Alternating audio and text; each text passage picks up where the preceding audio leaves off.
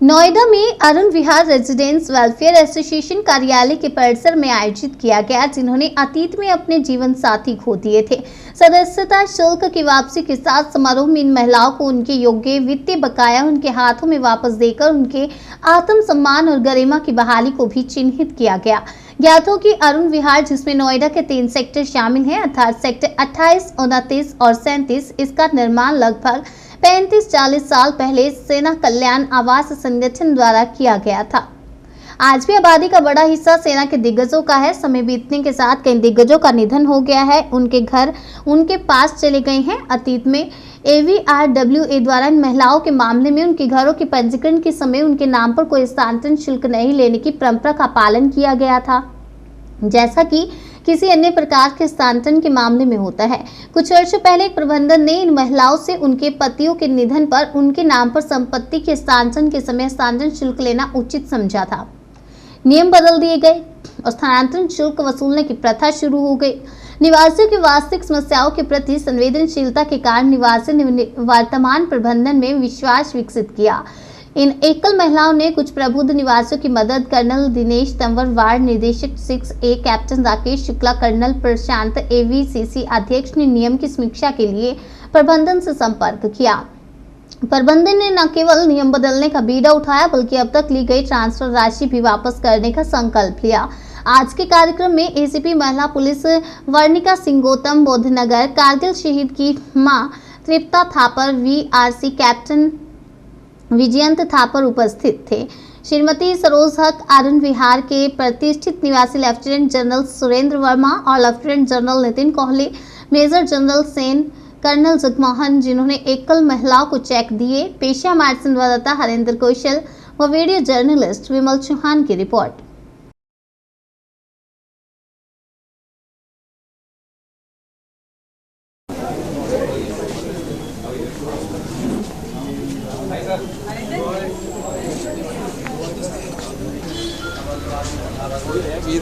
इनका ले लो इंटरव्यू।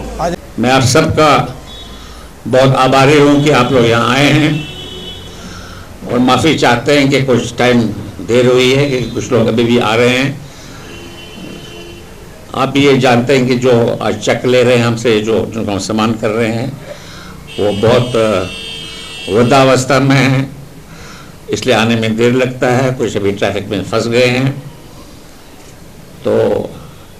ज़्यादा विलंब न करते हुए हम कार्यक्रम को शुरू करते हैं। सबसे पहले मैं स्वागत करना चाहता हूँ MS वर्णिका सिंह PPS, जो हमारी नोएडा के ACP हैं, महिला सुरक्षा और साइबर क्राइम के। मैं इस यंग लेडी का और बिहार की ओर से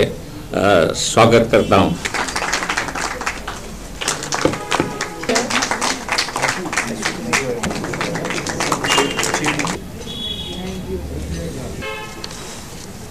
मिस्टर सुमित नारायण, ओके, से एक्सेप्ट करिए। मिस अर्चना भाटिया,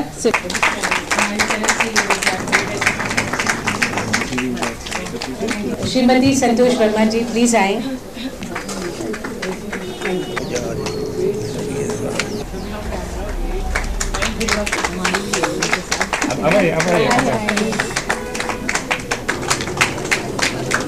हम सब आपके सबके आभारी हैं, जितने भी लोग आए हैं, और हमारे स्पेशली एल्डर्स, मैम, एवरीबडी जो आए हैं, और this gives us more encouragement to keep doing and doing our best.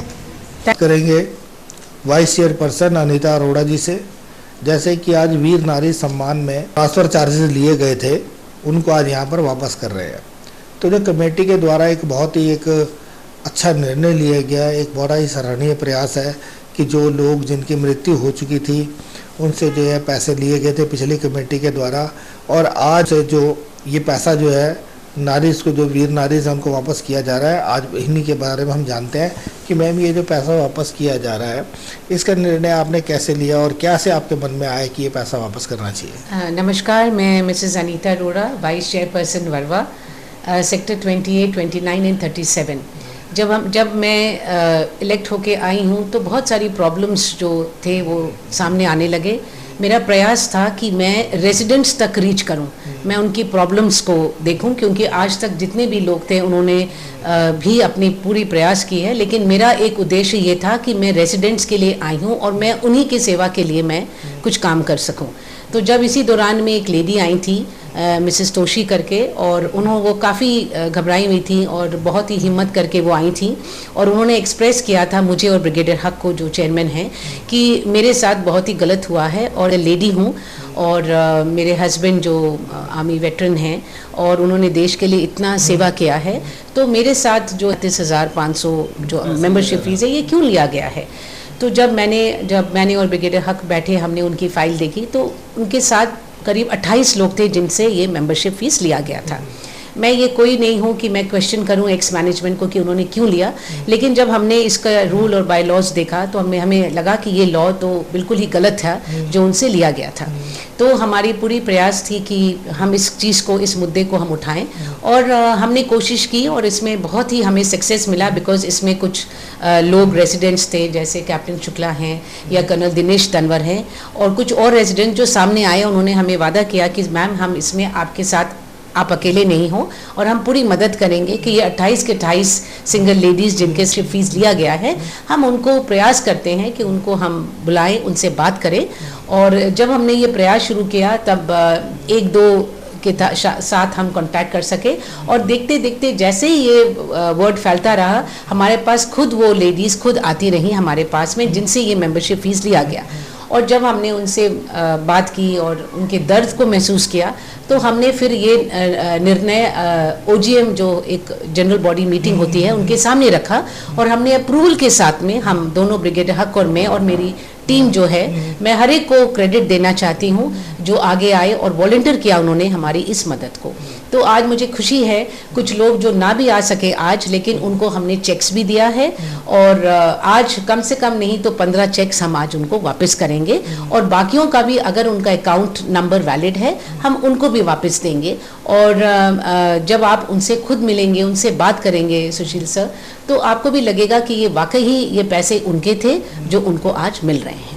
नहीं, आपका बड़ा अच्छा एक ये प्रयास है। जैसे कि देखिए, किसी के घर में जब डेथ हो जाती है, एक कमाने वाला जो इंसान होता है, जो कमा रहा होता है घर में, जो अर्निंग मेंबर होता है, जब वही नहीं रहता तो वैसे ही परिवार की इनकम बहुत कम हो जाती है। और जिन लोगों ने देश के लिए अपने प्राण निछावर किए हैं, जिनकी वजह से हम सुख की नींद सो पाते हैं, उनसे वैसे भी मेंबरशिप लेना तो बिल्कुल गलत बात थी, नहीं लेनी चाहिए थी। और आपका एक बहुत ही अच्छा प्रयास है, और आगे आने वाले समय में आप जैसे ये लोग हैं जिनको इस प्रकार की जो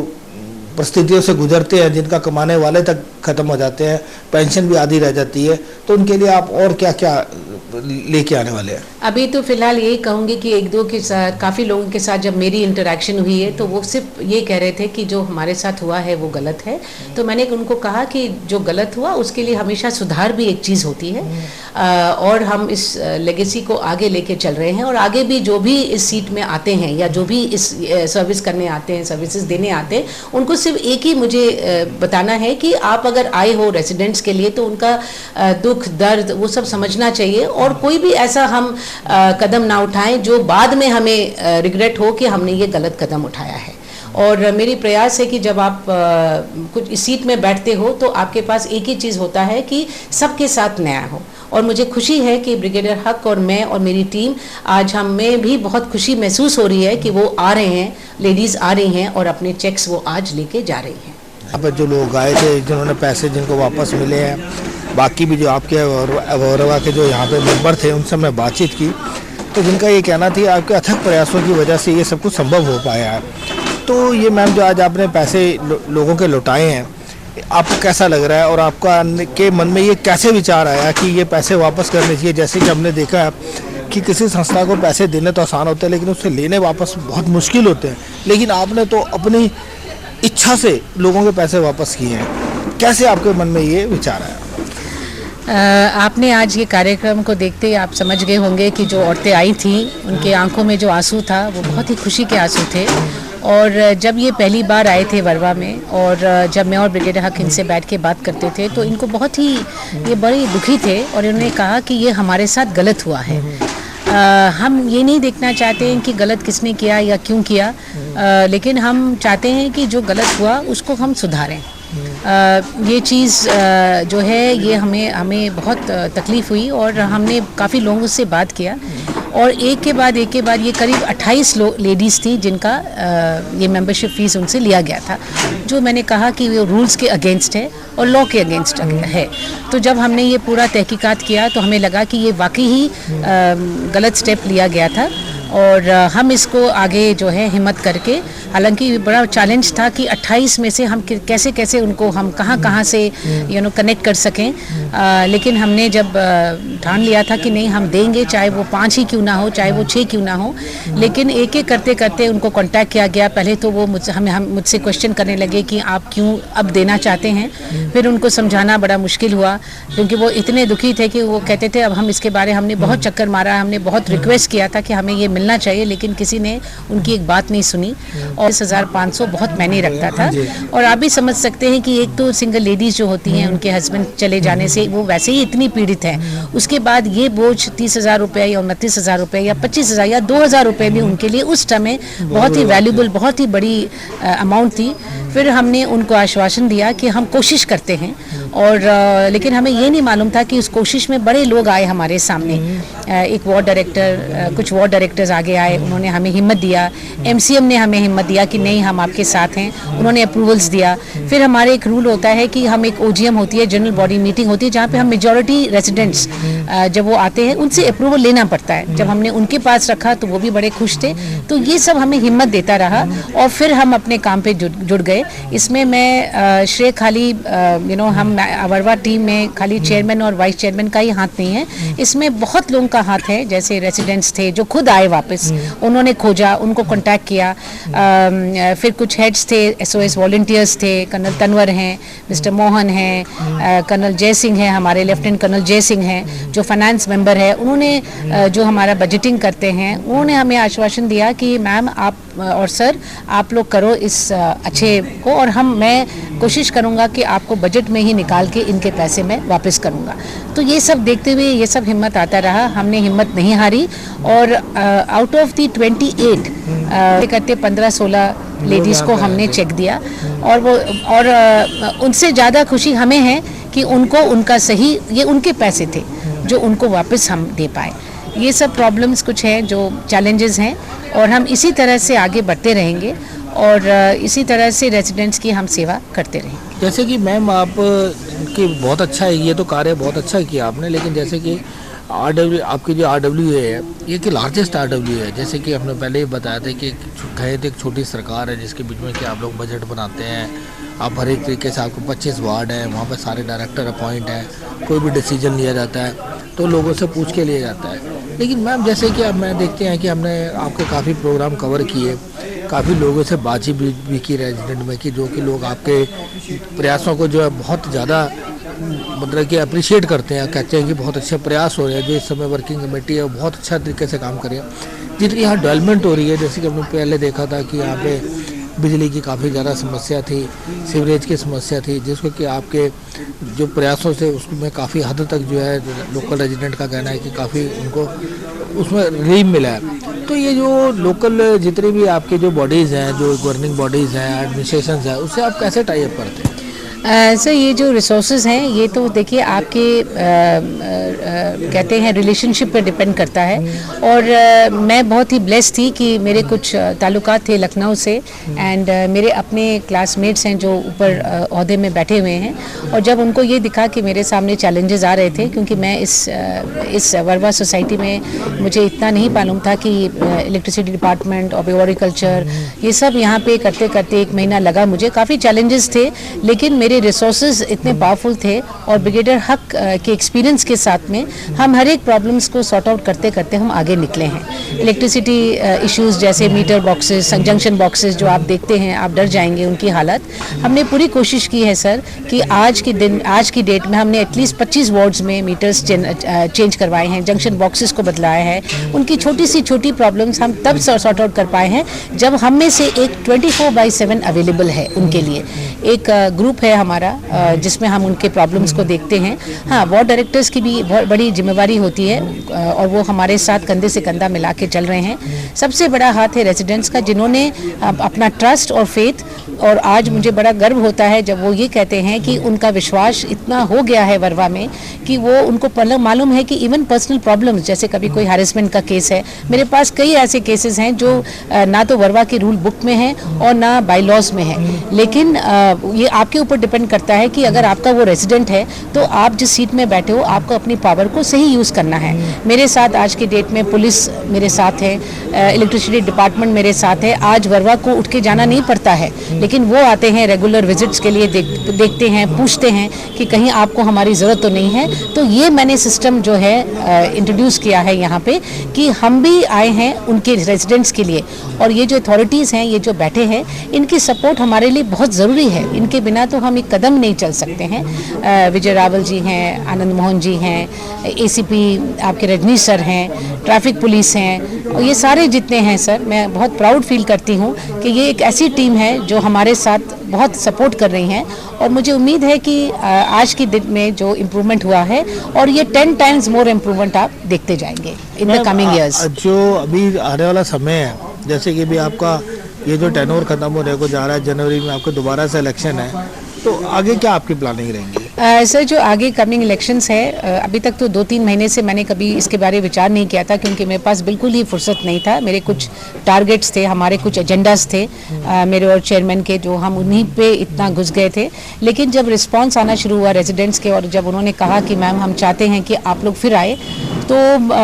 हमने फिर ये डिसीजन लिया कि हमें आना है वापस, और मैं इस फोर्थ कमिंग इलेक्शंस में फिर खड़ी हो रही हूँ on the request of the residents for the chairman. और मेरे साथ लेफ्टिनेंट कर्नल जय सिंह हैं, जो अभी प्रेजेंट फाइनेंस मेंबर हैं, और उनको देख रहे हैं। तो हम दोनों फिर इलेक्शंस में खड़े हो रहे हैं as chairperson and lieutenant colonel Jai Singh as the vice chairperson. तो जय सिंह सर जो हैं, वो आज की डेट में एक फाइनेंस मेंबर ही नहीं, वो सिक्योरिटी मेंबर भी हैं, और he is the most honest and the perfect person. And I don't think कि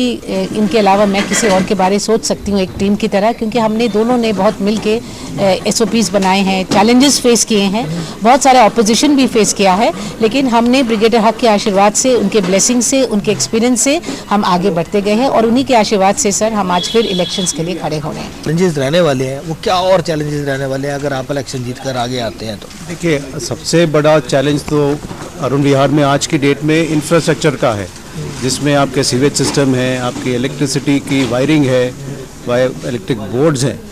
ये, और जहाँ की वॉल्स नहीं है, सिक्योरिटी वॉल्स नहीं है, वो है। सिक्योरिटी जो है वो अपने आप में ही एक चैलेंज है। तो इसलिए ये सब जो नोएडा अथॉरिटी के लोग हैं, उनके साथ मिलके ये सब अब देखा जाएगा आगे। अगर हम वापस आते हैं तो हमारे पास काफ़ी लंबी लिस्ट है, जो हम बाद में थोड़े दिनों में शेयर करेंगे कि आगे हम क्या सोचते हैं कि आगे अरुण विहार क्या होना चाहिए। क्योंकि अब आज की डेट में अरुण विहार में जो हमारे रेजिडेंट्स हैं, मेनली सीनियर सिटीजन्स हैं, और ज़्यादातर करीब 80% लोग अब अगले 5 साल में सुपर सीनियर सिटीजन्स हो जाएंगे। तो इसमें उनके लिए क्या फैसिलिटीज़ हमें ऐड करनी है, क्या सिक्योरिटी चैलेंजेस हम फेस करेंगे उनके साथ, इसलिए उनको कैसे ओवरकम करना, ये सब बहुत बड़ा अब आगे काम है, जो खाली हम नहीं, हमारे आगे आने वाले हमसे आगे जो हैं, उनको भी अभी यही चीज़ें देखनी पड़ेंगी सर। क्योंकि देखिए, जैसे कि जो सिक्योरिटी की बात है ना सर, वो तो बहुत ज़्यादा ज़रूरी है, क्योंकि जब एक तो एज ज़्यादा हो जाती है और अकेला रह जाते हैं, तो बहुत सारी ऐसी समस्याएं आती है। अभी हमने आपके नोएडा में एक कवर किया था कि जो एक लॉयर थी सुप्रीम कोर्ट के बीच में, एडवोकेट थी जो प्रैक्टिस करती थी सुप्रीम कोर्ट में, उसकी जो है उसका मर्डर कर दिया गया। उसको जो है उसकी लाश जो है उसके बाथरूम के बीच में पड़ी मिली। तो सर, इस तरीके के आगे आपको भी बहुत सारे ऐसे चैलेंजेस फेस करने पड़ेंगे, और आपकी जो है सिक्योरिटी भी आपको बनानी पड़ेगी, देखना पड़ेगा, इस प्रकार का भी कोई नेटवर्क बनाना पड़ेगा कि जिससे कि आप जो लोग अकेले रह रहे हैं और सीनियर सिटीजन्स हैं, और जैसे आपने कहा सुपर सीनियर सिटीजन्स हैं, जो मतलब कि किसी के पास जा भी नहीं सकते हैं, ज़्यादा वो उनकी मोमेंटम नहीं रहता है, बाहर नहीं निकल पाते हैं, लोगों से बातचीत नहीं ज़्यादा कर पाते हैं, 2-2, 3-3, 4-4 दिन घर से बाहर नहीं निकलते हैं। तो सर, आप उनसे कैसे कनेक्ट में रहें? कि हमारे पास एक सिस्टम ऑलरेडी एग्जिस्ट करता है हमारे अरुण विहार में, जहाँ की हर एक वार्ड डायरेक्टर अपने जो सिंगल लेडीज़ या सिंगल जेंट जो कि मतलब अकेले रह रहे हैं बहुत साल से, उनके बारे में हर दूसरे तीसरे दिन हम लोग एक्चुअली कवर करते हैं कि वो उनके ठीक ठाक हैं नहीं हैं, ठीक है। इसके अलावा हफ्ते में एक बार सबको रिंग करके पता करने के लिए कि क्या लोग ठीक है, किसी को मेडिकल की ज़रूरत नहीं है। अगर ऐसी चीज़ है तो इसमें एक और भी हमारे पास लोग हैं कि जो SOS वॉलंटियर्स का ग्रुप है हमारे पास पूरा, जो रिएक्ट करता है इमीडिएटली। अगर कोई ऐसी बात होती है कि सुपर सीनियर सिटीजन या सीनियर सिटीजन के साथ उनको कोई मेडिकल हेल्प चाहिए, उनको कोई पुलिस हेल्प चाहिए, इमीडिएटली वो रिएक्शन होता है उस पर। आप बिलीव करेंगे हरविंदर जी दैट ये जो SOS का जो नाम लिया है इन्होंने, ये वो वॉलंटियर्स हैं जो खुद आए हैं हमारे साथ, हमारी टीम के साथ, हमारा काम देखते हुए वी हैव एनकरेज देम, और ये 24/7 रहते हैं जागरूक। और कोई भी किसी को ब्लड चाहिए होता है, कोई बीमार है, कोई सिंगल लेडी है, तो ये SOS वॉलंटियर्स हमारे ही साथ चल के और उनके सामने में दे कम टू देयर हेल्प। और ये जैसे हमने बताया सिक्योरिटी है, इंफ्रास्ट्रक्चर है, और जो है सीनियर सुपर सिटीजन्स के लिए जैसे बैंक का एड है कि उनको उठ के जाना ना पड़े। तो हम ये सब कोशिश कर रहे हैं कि आने वाले टेन्योर में हम ये सब चीज़ें जो है उनकी और इम्प्रूवमेंट करेंगे और उनको और सिक्योर बनाएंगे ताकि वो सेफ